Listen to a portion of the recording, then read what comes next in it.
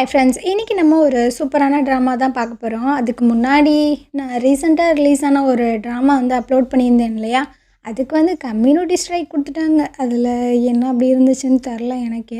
So அதனால தான் அவ்வளோ நாள் வந்து கேப் விட வேண்டியதாகிடுச்சு. என்னாச்சுன்னே தெரில. என்னோடய சேனலுக்கு வந்துட்டு இந்த மாதிரி ஸ்ட்ரைக்கு வார்னிங்கு அது இதுன்னு வந்துக்கிட்டே இருக்குது. ஒழுங்காக வீடியோஸே போட முடில. சரி, இதுக்கப்புறமாவது கொஞ்சம் கவனமாக இருக்கலாம் அப்படின்ட்டு இந்த ட்ராமா பார்த்திங்கன்னா கொண்டு வந்திருக்கேன். இந்த ட்ராமா பார்த்திங்கன்னா ரொம்ப காமெடியாக, ரொம்ப சூப்பராக, ரொம்ப என்கேஜிங்காக இருக்கும். எனக்கு பிடிச்ச ஆக்ட்ரஸ் பார்த்திங்கன்னா நடிச்சிருக்காங்க. சரி வாங்க நம்ம இந்த ட்ராமாக்குள்ளே போயிடலாம். நம்ம ட்ராமாவோட ஹீரோயினுக்கு பார்த்திங்கன்னா கிட்டத்தட்ட 40 வயசு ஆகுது. ஆனால் இவங்க வந்து 20 வயசு பொண்ணு மாதிரி மாறி ஸ்பையாக ஒரு கேஸை வந்து இன்வெஸ்டிகேட் பண்ணுறாங்க. அதில் என்னென்ன ட்விஸ்ட் அண்ட் டர்ன்ஸ் எல்லாம் வருது, அவங்க எப்படி இந்த கேஸை வந்து சால்வ் பண்ணுறாங்க அப்படின்ற எல்லா விஷயங்களுமே ரொம்பவே வந்து இன்ட்ரெஸ்டிங்காக இருக்கும். ஸோ மறக்காமல் மிஸ் பண்ணாமல் எல்லா எபிசோட்ஸுமே பாருங்கள். ட்ராமாவோட ஓப்பனிங் சீனில் நம்ம ஹீரோயினை காட்டுறாங்க. இவ பார்த்திங்கன்னா ஒரு புக் ஷாப்பில் தான் நின்றுட்டுருக்கா. இந்த ட்ராமா பார்த்திங்கன்னா 90ஸில் நடக்கிற மாதிரி தான் காமிச்சிருந்துருப்பாங்க. ஒருத்தவன் பிளாக் கலரில் சூட்டெல்லாம் போட்டு ஒரு டேப்பை பார்த்திங்கன்னா கொண்டு வந்து கையில் கொடுத்துட்டு போகிறான். அது ஏதோ எவிடன்ஸ் போல். அதை எடுத்துகிட்டு ஒரு மாதிரி நக்கலாக சிரிச்சுட்டு ஒரு கிளப்புக்கு தான் வந்திருக்கா. இங்கே அவங்க ஆஃபீஸோட மேனேஜர் தான் வர சொல்லியிருந்திருப்பாங்க. இங்கே ஒருத்தவன் பிளாக் கலரில் கோட் போட்டு உட்காந்துருக்கான் இல்லையா, இவன் பார்த்திங்கன்னா கவர்மெண்ட்டை வந்து பயங்கரமாக ஏமாற்றி கவர்மெண்ட்டுக்கு எந்த ஒரு டேக்ஸுமே வந்து பே பண்ணாமல் இருந்திருப்பான் போல். இந்த கேஸை நம்ம ஹீரோயின் தான் இன்வெஸ்டிகேட் பண்ணிகிட்டு இருந்திருக்காங்க. ஏன்னா ஹீரோயின் பார்த்திங்கன்னா ஒரு ப்ராசிக்யூட்டரு. ஸோ ப்ராசிக்யூட்டிங் ஆஃபீஸில் தான் ஒர்க் பண்ணுறாங்க. இவங்களோட மேனேஜர் பார்த்திங்கன்னா இந்த ஆள்கிட்டேருந்து காசெல்லாம் வாங்கி இந்த கேஸை வந்து இப்படியே முடிச்சிடு அப்படின்ற மாதிரிலாம் பேச்சுவார்த்தை நடத்திட்டு இருக்காங்க.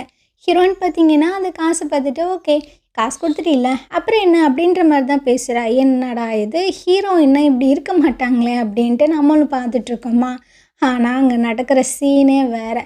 ஹீரோயின் பார்த்திங்கன்னா கோர்ட்டில் போய் உட்காந்து சாட்சியெல்லாம் சொல்லிகிட்டு இருக்கா. இவன் சரியான 1 நம்பர் ஃப்ராடு, கவர்மெண்ட்டுக்கு எந்த ஒரு டேக்ஸுமே வந்து பே பண்ணலை அப்படின்ட்டு. இவன் பார்த்திங்கன்னா ப்ரூஃபெல்லாம் கொடுத்து அவனை நல்ல வசமாக மாட்டி விட்றான். அவன் செம்ம டென்ஷன் ஆகிட்டுருக்கான். எங்கிட்டே காசை வாங்கிட்டு என்னையவே நீ போட்டு கொடுத்துட்டில்ல அப்படின்னு. இவளோட மேனேஜர் பார்த்திங்கன்னா சூட் கேஸ் எடுத்து அவளை அடிக்க போயிட்டுருக்கா. நீ என்ன பண்ணிகிட்ருக்க, எதுக்கு இந்த மாதிரிலாம் பண்ணிகிட்ருக்க அப்படின்ட்டு. ஹீரோயின் பார்த்திங்கன்னா அந்த சூட்கேஸோடு சேர்த்து ஒரே மிதி தான். அந்த சூட்கேஸ் ஃபுல்லாக அமௌண்ட் இருந்திருக்கும் போல். அது எல்லாம் காற்றுல பறந்துட்டுருக்கு. அந்த டைமு இந்த ஆளுக்கு பார்த்திங்கன்னா ஒரு ஃபோன் கால் வருது. ஏன்டா ஃப்ராடுத்தனமாக பண்ணிகிட்ருக்கீங்க, லஞ்சமாக வாங்குறீங்க, உங்களை நான் இந்த கம்பெனிலேருந்து வேலையை விட்டு தூக்குறேன் அப்படின்ட்டு. ஹீரோயின் தான் இந்த வேலையும் பார்த்து விட்டுருப்பா போல். ஸோ ஒரு மாதிரி சிரிச்சுக்கிட்டே அங்கேருந்து போயிட்டுருக்கா. இதுக்கப்புறமா நேராக ஒரு கடைக்கு பார்த்திங்கன்னா வந்து உட்காந்து பேப்பர்லாம் படிச்சுட்டு இருக்கும்போது அங்கே சில கேர்ள்ஸ் எல்லாம் வந்துட்டுருக்காங்க. அதில் ஒரு ஒயிட் கலரில் கவுன் போட்டிருக்கா இல்லையா, அந்த பொண்ணு ஏதோ ஒரு டிஷ்ஷு வந்து கேட்குது. அது ஆல்ரெடி விற்று போயிடுச்சுன்ற மாதிரி சொல்கிறாங்க. என்னப்பா எனக்கு என்ன கண்ணா தெரியாது, இப்படி வரிசையாக அடிக்க வச்சுட்டு இல்லைன்றியே அப்படின்னு. இல்லைம்மா ஆல்ரெடி இந்த பொண்ணு வாங்கிட்டான்ற மாதிரி சொல்லும்போது ஹீரோயின் பார்த்திங்கன்னா ஒன்றும் பிரச்சனை இல்லை, நான் 2 எடுத்துக்கிறேன், நீங்கள் 1 எடுத்துக்கோங்க அப்படின்ட்டு அங்கேருந்து போயிட்டுருக்கா. இந்த பொண்ணு பார்த்திங்கன்னா ஒரு மாதிரி ஹீரோயினே பார்த்துட்ருக்கேன். இந்த பொண்ணை கொஞ்சம் நோட் பண்ணிக்கோங்க, ஏன்னா பின்னாடி இந்த பொண்ணு வருவாங்க. இதுக்கப்புறம் நம்ம ஹீரோனை தான் காட்டுறாங்க. இவ பார்த்திங்கன்னா அவரோட டேரக்டரை மீட் பண்ணுறதுக்காக தான் வந்திருக்காங்க. ஹீரோயின் இப்போ ஒரு மேனேஜரை வந்து போட்டு கொடுத்தா இல்லையா, ஸோ அந்த ஆளை வேலையை விட்டு தூக்கியாச்சு. அந்த இடம் காலியாக தானே இருக்குது. அந்த இடத்துக்கு நம்ம ஹீரோனை பார்த்திங்கன்னா வேலைக்கு போஸ்டிங்காக போடுறாரு. ஹீரோயினுக்கு பார்த்திங்கன்னா ஃபஸ்ட்டு ஒரு மாதிரியாக தான் இருக்குது. சார், இந்த கம்பெனியில் ஒருத்தனுக்கு கூட என்னை பிடிக்காது, இவங்க எனக்கு கீழே எப்படி வேலை செய்வாங்க அப்படின்னு. இதை பற்றி தான் எல்லா எம்ப்ளாயீஸுமே பேசிகிட்டு இருக்காங்க. இவ வேறு நீதி நேர்மை நியாயம் அப்படி இப்படின்ட்டு அருவை போட்டுட்ருப்பா. இவளுக்கு கீழே நம்ம வேலை பார்த்து நம்ம எப்போ முன்னேறுறது அப்படின்னு. அப்போ ஹீரோயின் பார்த்திங்கன்னா அப்படியே மாசாக உள்ளே வந்து சொல்லிகிட்டு இருக்கா. வேறு என்ன பண்ணுறது, என் கூட குப்பை கொட்டி தான் ஆகணும் அப்படின்ட்டு அப்படியே மாசாக சொல்லிவிட்டு அங்கேருந்து போயிட்டுருக்கா. எல்லாத்துக்குமே ஒரு மாதிரி காண்டாகிட்டுருக்கு. ஆனால் அந்த டேரக்டர் பார்த்திங்கன்னா ஹீரோயின் பேசுகிற விஷயங்கள் எல்லாத்தையுமே ரசிச்சிட்ருக்காப்புல. பரவாயில்லையே, இந்த பொண்ணு ரொம்ப நல்லா தான் பேசுகிறா அப்படின்னு.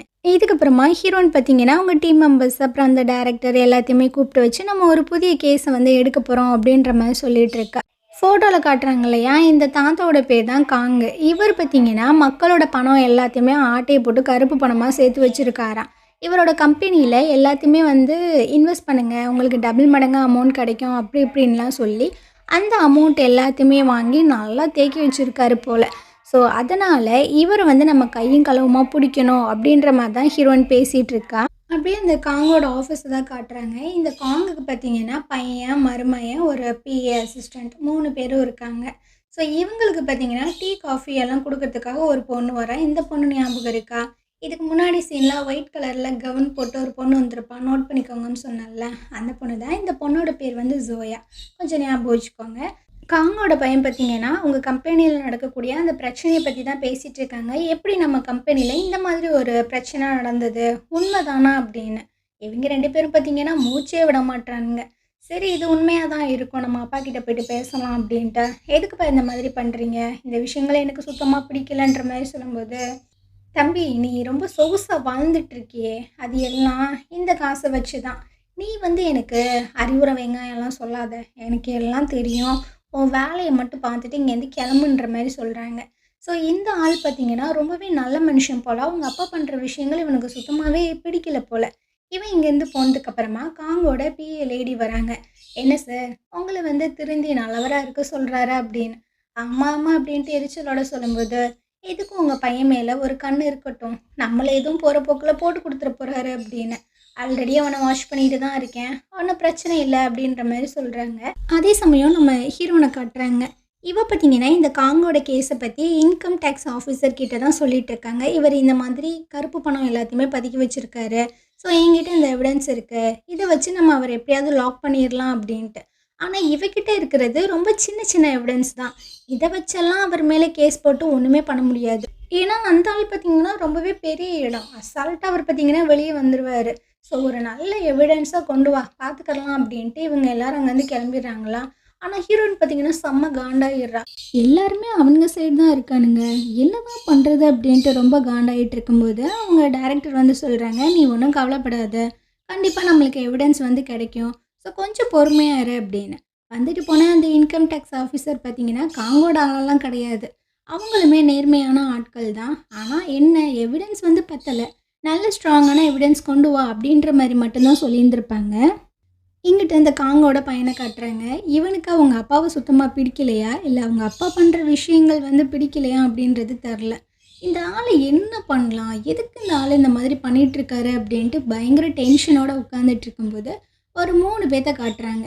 இந்த கம்பெனியில் வந்து ஃப்ராடெல்லாம் பண்ணிகிட்டு இருக்காங்க இல்லையா, இந்த 3 பேர் தான். ஸோ இவங்க பண்ணுற ஃப்ராட்தனத்தில் 20% வந்து இவங்களுக்கு ஷேர் போகும், மிச்சம் 80% பார்த்தீங்கன்னா அந்த காங்கு தாத்தாவுக்கு போகும்.